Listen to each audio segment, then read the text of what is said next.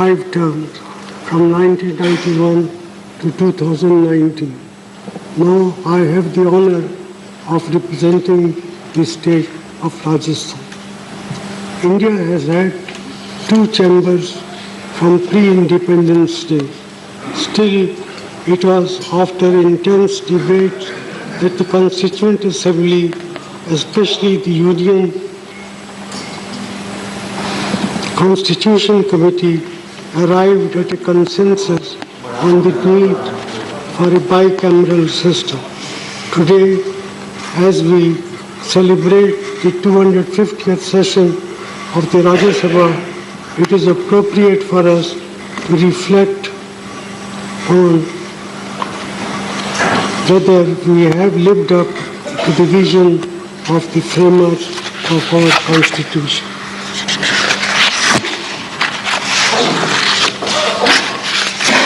So, the task before us was spelled out by our first chairman, Dr. Radhakrishnan, during the very first session of this August House. He emphasized that Parliament is not only a legislative but a deliberative body. So far as the deliberative functions are concerned, it will be open to us to make very valuable contribution. We should try to do everything in our power to justify to the public of this country that a second chamber is indeed essential to prevent hasty legislation. During the drafting of the Constitution, Shri Gopalaswamy Iyengar advanced 3 reasons why India needed a second chamber. He expected that the Rajya Sabha would A. hold dignified debates, B. delay legislation which might be the outcome of passions of the moment, and C.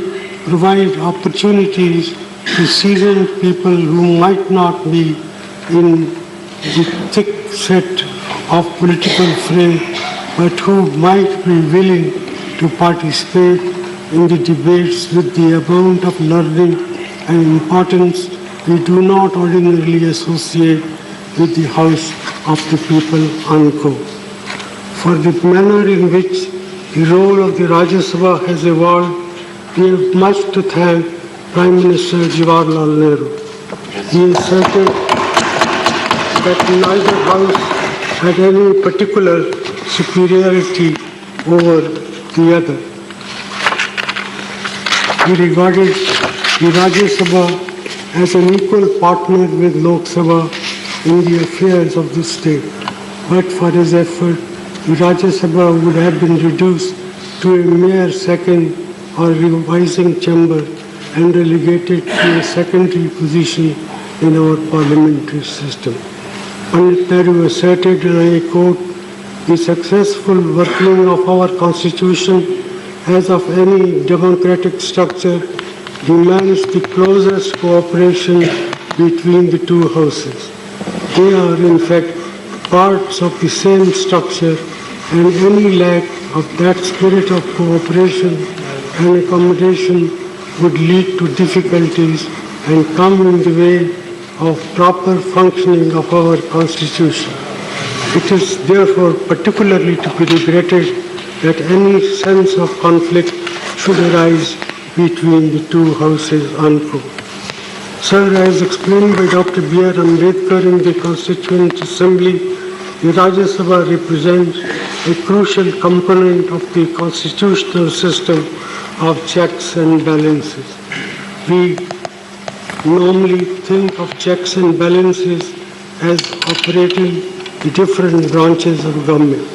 However, the Rajya Sabha has a central role to provide checks and balances to a majority government in the Lok Sabha, along with its other key role is to represent the interests of the states in our federal union.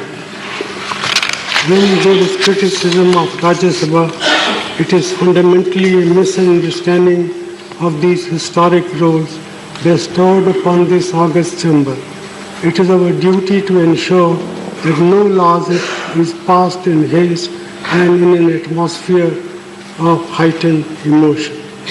That said, are there ways in which we can improve our functioning so that we come closer to the idealistic vision of our nation's founder? When it comes to deliberation, sir, we start with an advantage. The Rajya Sabha gets more time to deliberate in comparison to the Lok Sabha, since we are only half the size, and therefore members get more time to share their insights and criticism. But we can help our members perform even better through some procedural improvement.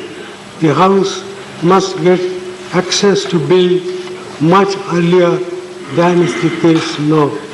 Members should get additional resources such as adequate research staff to allow them to study issues in more depth, and nominated members and those with special expertise in particular topic should be allotted more time for their speeches. I suggest, sir, that every year the Rajya Sabha should find time to debate the state of central-state relation, as this is a Council of States. And also, every year there should be a debate at this Council on the state of nation's health and the state of nation's education.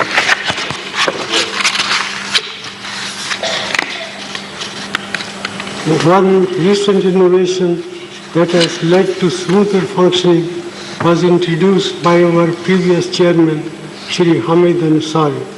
He saw that the House was losing valuable time when members wanted to adjourn question hour to raise issues of urgent national importance.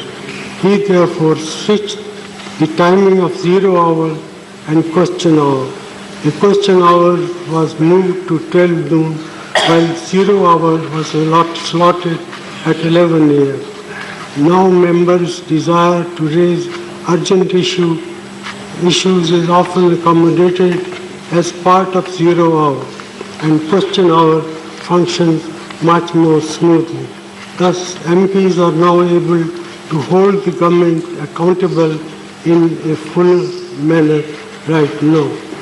But for our chamber to fully fulfill its deliberative function, it is important that we scrutinize bills more thoroughly in committees, where not only the members can apply their minds, but even experts and stakeholder opinion can also be solicited. In the 16th Lok Sabha, only 25% of the bills introduced were referred to committees, much lower than the 71% and 60% in the 15th and 14th Lok Sabha, respectively. I would assert that regardless of what the other house does, it is crucial for our house of what the other house does. It is crucial for regardless of what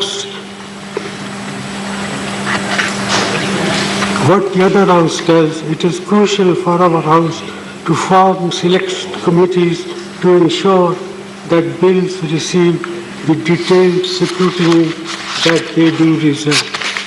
From what I have seen, Rajya Sabha select committees have done a commendable job of improving legislation, and I would urge that we ensure that we follow this practice for all bills that come before this August House. A crucial differentiating factor between the two houses is that Article 110 of the Constitution allows this Lok Sabha precedence in matters of the money bill.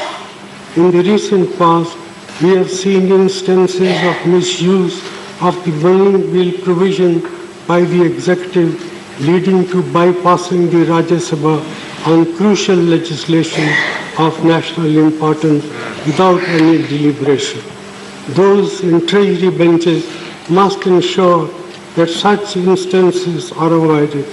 It dilutes the stature and importance of our institution, including the Rajya Sabha. The Rajya Sabha is a permanent house. We have been designed in a manner to ensure continuity, as only 1/3 of our members retire every 2 years.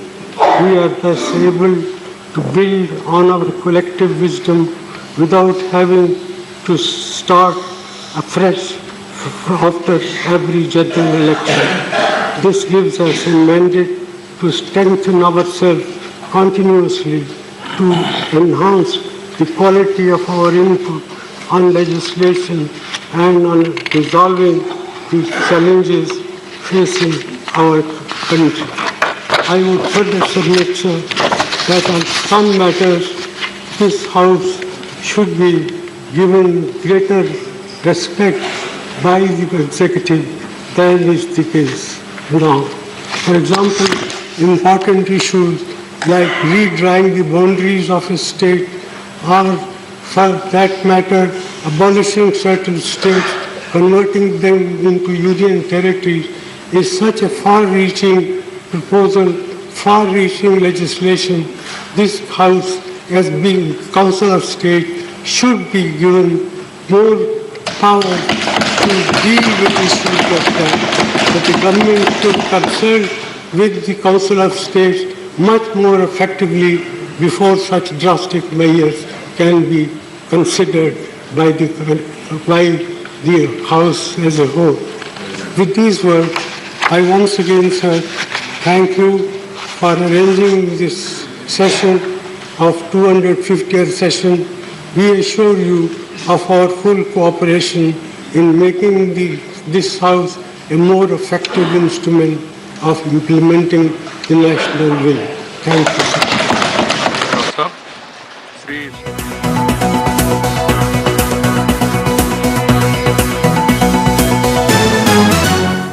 News flash নিবেদন করছে সফেদ